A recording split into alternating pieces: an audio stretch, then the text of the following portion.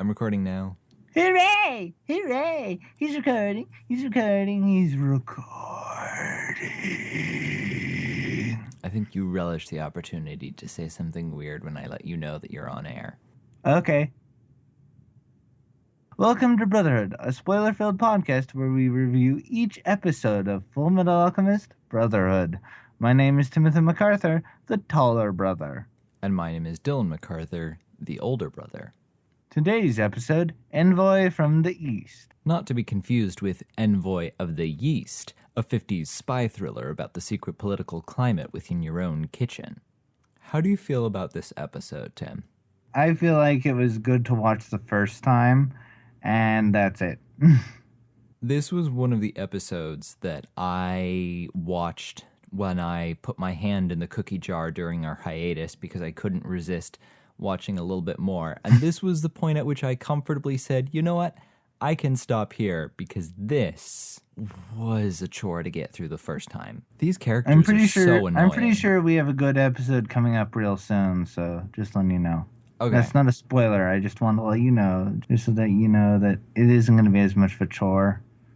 But these characters are really annoying. The Shingi's peeps that were introduced in this episode. Not the little girl. Yeah, the little girl I think was okay. Let me get her name.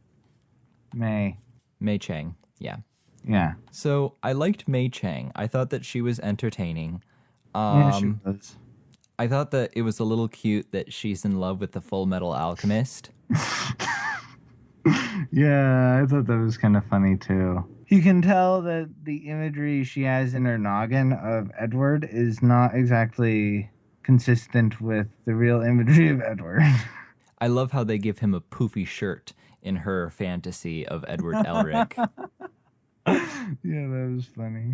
And that's entertaining. She has an interesting little companion, which is this miniaturized panda called Xiao Mei, I believe was the name of it. Yeah, that sounds about right. Now, traditionally, I was reminded of homunculi, because traditionally homunculi aren't these full-sized people. They're little people. Like, that's what the name comes from, is little people. So my immediate thought, or my immediate question is, will the origin of Xiao Mei be related to the homunculi, or is this just a fun little quirk that we have of the universe of Full Metal Alchemist? I want to say something, but I know that what I would say would be kind of spoilery to a certain degree, so I'm not going to say it. That's fine. It's just a question for me to throw out there into the ether to be answered at a later date. So hopefully by the end of the show. But, yeah, the other three I was not into at all. Yeah, well, I kind of thought Fu looked pretty cool. Fu looks interesting, mostly because Fu has a really cool mustache. Yes. Oh, hey, we haven't gotten to the first part of the episode, actually, before the intro. I want to make a comment about that. I just want to say, what was Scar doing fighting Uncle Pennybags? Right? And what was Uncle Pennybags doing with a bunch of alchemy? I mean, wait, no, that actually kind of explains why Scar was after him, but what was Uncle Pennybags doing with alchemy? Didn't you see? He was learning how to turn himself into a top. Yeah, but how is that useful skills in terms of capitalism, in terms of, trying to get old money? Can you imagine being called into a meeting with your boss and your boss being like, I'm sorry, but your performance has been less than expected. Yeah, that would be terrifying. You're right. Please, I'll change. Give me another chance. It's amazing. Our sales have skyrocketed ever since you learned this alchemy thing. I don't know how it could possibly be related. I don't know either. Wink. Threatening nudge. Don't worry, his business practices are to an end now. 'Cause Scar. I feel like the animators had a little too much fun with this character's design, because he's oft in 2 seconds. I know, right? Now, I realize that in the moment, I could have possibly thought in my head, we didn't see who died in that instance. It could have been Scar, But of course, even in the moment, we know that Scar is the bigger character here. He's got the most development. If anyone's gonna die, it's gonna be the random person who we were just barely introduced The to. Monopoly Man. Mr. Pennybags, who unfortunately has a very strong character design and a marvelous mustache. Yeah, such a shame. Such a marvelous mustache. You know who else I was reminded of? What? The Penguin. Oh, hey! Penguin Pennybags? Penguin Pennybags. Who has really interesting tattoos. I will be interested to see what more we learn about tattoos in the near future. In general, or just in terms of the show? In terms of the show, of course. Because they seem to be coming up more often and they seem to be increasing in importance within the show. I mean, heck, we have a character explaining the history of tattoos within this exact episode, so it seems to be leading somewhere. I'll be interested to see where it leads. Scar having his brother embedded into his arm, almost certainly. But we'll get there when we get there. No comment. Let's just talk about this entire new opener that we have. What are your feelings about it? Actually, I like it. Really? I don't think it fits, but I like it. Why do you like it, though? I don't know. I think I like some of the shots they have with it. I thought that was pretty cool. So you like the imagery more than you do the actual music? Yeah, with the added substance of the imagery that goes with it, I think the music works out pretty well. I also like that shot of where Mustang is like snapping his fingers to create this ball. And then, you get the imagery of Lust just lunging with like claws stretched. Okay, yeah. Stretchy Claws looks fabulous in this intro. I also kind of like that shot where Edward and Scar are just looks like they're in like a heated battle of some kind. And I don't know, I just like that. And then it results in an explosion. I don't know why they needed to replace the opener that they had. Maybe it's because if they did it for too long, it would still get annoying. No. Well, if you listen to it as much as I do, yeah, it's going to get annoying. Well, that's because you listen to just that song on YouTube on repeat. Now, the two reasons that immediately come to my mind as reasons they might have wanted to change this opener were because in the original opener, we had images of both Greed and Colonel Hughes, who have, at this point in the show, both been axed. And so they're kind of maybe not so worth emphasizing in the opening sequence. Okay. That being said, they did not replace Although this I did with like an the intro outro. that I had thought that any was pretty chance good. of, oh gosh, do we want to talk about the outro now? I don't know. It is so 2010. But it's not bad. Sorry, let me rephrase that. It's so early 2000s. How's that bad? Sorry, maybe if I knew the lyrics to the song, maybe if I was paying attention to that, I would hate it, but I wasn't. Man, I can't listen to that song without having sudden horrible flashbacks of the Lizzie McGuire show and Vitamin C. Now, I actually liked Hilary Duff's music, and I think that it still kind of stands up, but nevertheless, there is an aesthetic to the music of that time that is just atrocious. My other problem with both the intro and the outro is that they just don't look as nice. Like, the color blue that they used is so weird. A little bit more of an indigo kind of a blue, but the title just doesn't pop out of it at all. It's not a flattering combination. And I don't know why. I don't know why they felt that they needed to do this. I can understand the need to add variety. I can understand the need to update it because the characters that you show in the intro are no longer a part of the show.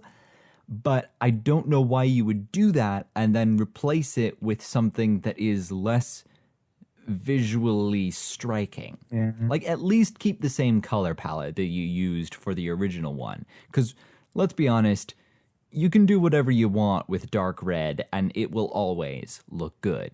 Blue is a little trickier. So I have a question for you, Timothy. This is pertaining to a potential spoiler, isn't it?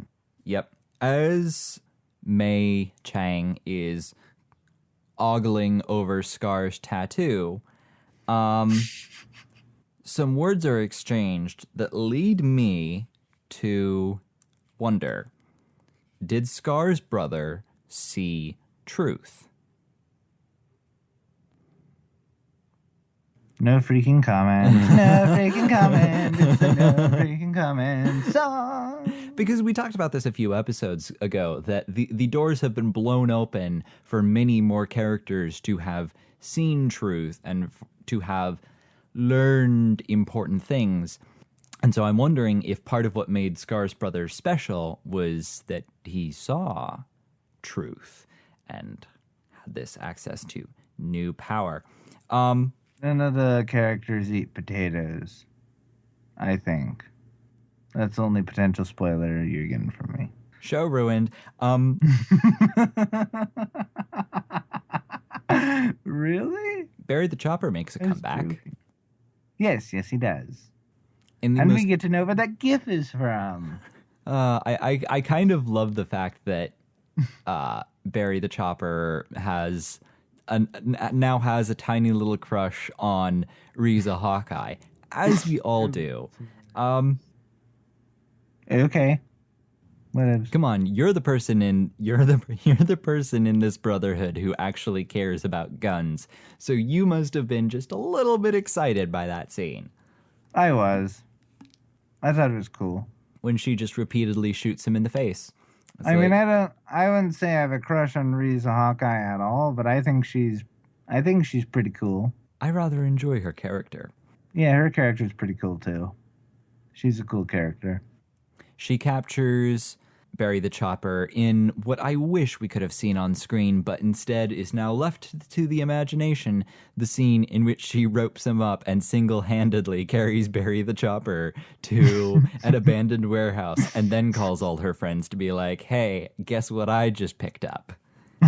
You'll Let's never believe interrogate what the him. cat just dragged in.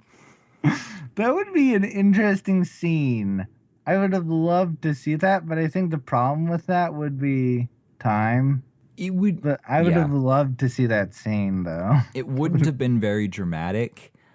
It would So have I probably think- been more comical than dramatic. I think that's what they would have gone for. I don't think that the payoff would have been large enough for such I a think they- delightful scene to be justified, but it would have been great because she's I just awesome. love that imagery.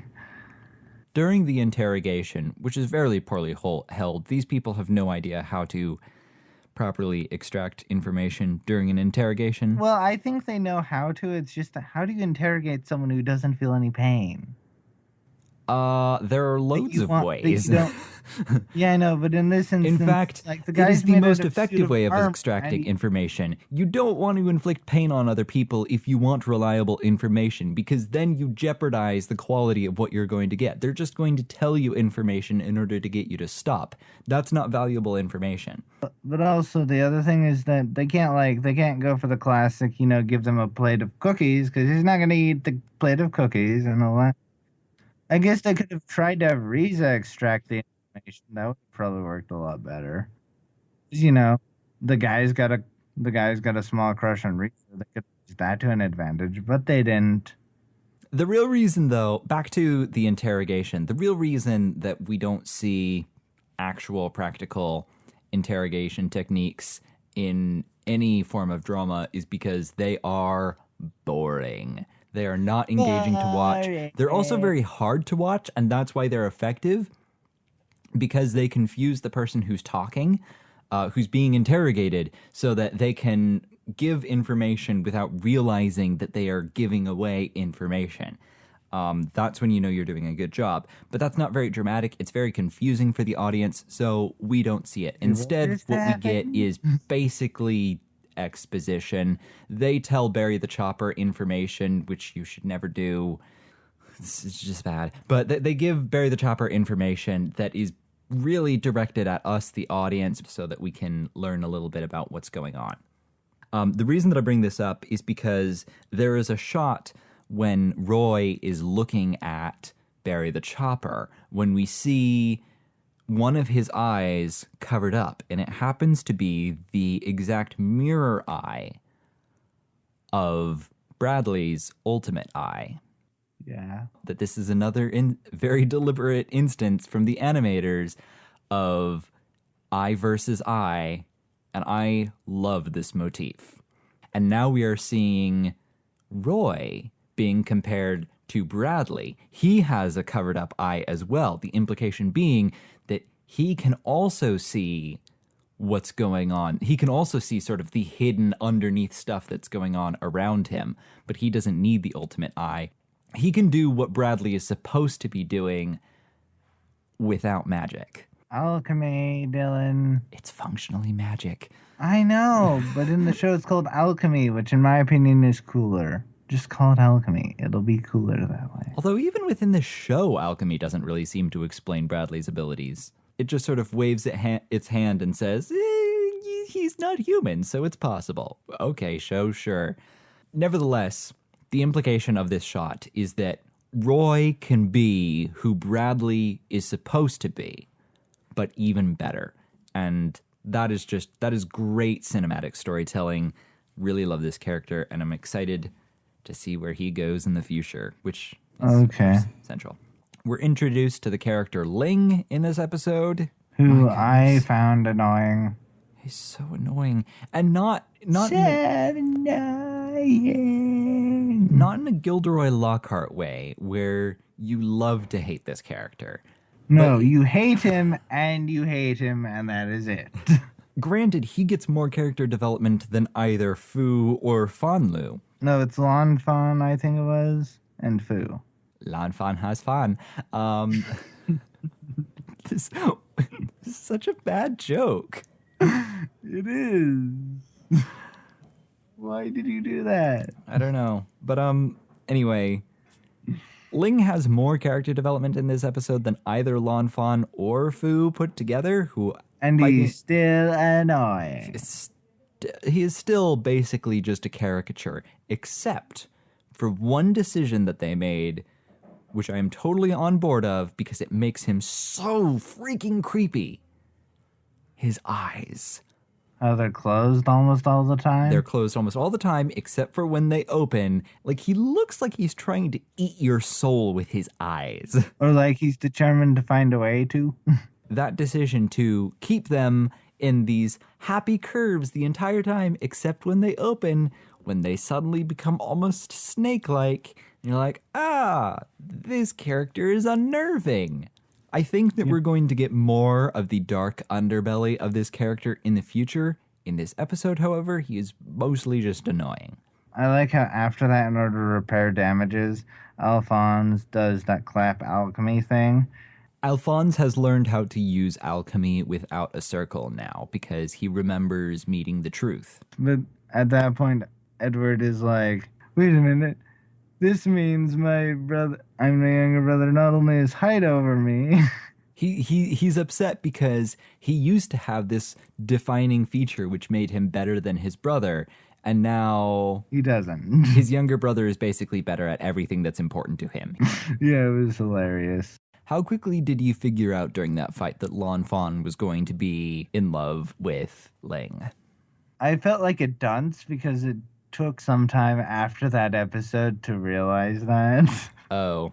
Like, yeah, I was a dunce. This was obvious. Because I saw that coming a mile away. I thought that they were actually trying to, mislead us by making us think, it's going to be, you think it's going to be someone who's in love, Ling, but then, the twist was going to be, actually, it's a guy, and I was going to be like, you got me. I was expecting some girl to be madly in love with Ling, but no, you got me, you surprised me, and they didn't surprise me because it was a girl, and she was in love with Ling, and that is all the character development that she gets in this show because the ability to fight does not count as character development within a shonen. No, it does not. You should just accept it as a given. All that we have about her is that she loves a guy. That's not character development. No, it is not. What are her hopes? What are her dreams? What makes her different from every other girl in the world? We don't know. And apparently the show didn't bother to tell us. So hopefully we find that out soon. I have faith that the writers behind this story all are talented enough to give her that character development. We're just not getting it now, and that's frustrating. Frustration and anger. I don't know. There are other things that I could like nitpick about this show, but ultimately I think my big problem comes down to the lack of interest in these new characters. I think that we're going to get The more. mediocrity of character development, you mean? Right. I think that we're going to get more. And they seem to be hinting that there's going to be more in the future, but we didn't get enough in this episode for me to really be interested in these characters. I kind of don't want to see them again, honestly. Like Ling, I never want to see him again after this episode. So annoying. So annoying. Lan Fan, I want to give her a chance. I'm sure that there's something interesting about her. Fu seems kinda cool. Fu just has such a good, interesting character design and such a good mustache. I don't know if I care too much about whether he gets much character development or not. I just want to see more of that mustache. Yeah. So I could care less about his character development at this point. He can be on screen, and I'll be fine with that as long as I get to see that mustache.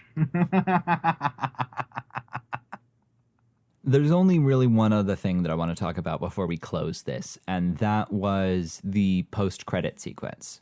Okay. In which they talk about a new sacrifice. Wait, what? Or one of the things that the narrator... Oh, it's the narrator. Yeah. Okay, never mind then. One of the things that the narrator talks about in the post-credit sequence is the fact that there's going to be a new sacrifice, potentially a replacement sacrifice. Don't know who that's going to be. Don't know what that's going to be. Intrigued. Also intrigued by the title that we have for the next episode, which I believe was Footsteps of a Comrade in Arms, who is almost certainly going to be Hughes, I think. And I'm very interested to see where this goes. I'm also not looking forward to the Elric brothers finally finding out that their friend and pal, Colonel Hughes, has been axed many episodes ago. You're not looking forward to that?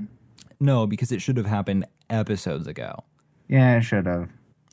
It should have happened. He's dead. Yes, it should have happened with Armstrong. Just had someone walk up to them and say, Hughes is dead. And they'd be like, what? And then Armstrong would leave behind him a trail of roses. And tears. Rose tears. Oh my gosh, that sounds like something Armstrong might actually do. Yep. That's totally be within his character. part of what makes it funny. Yep. Anything else that you have to say about this episode? Nope. All right. Goodbye. Yeah, I guess that's it. So we'll see you around in the next review that we have for Footsteps of a Comrade in Arms. Goodbye.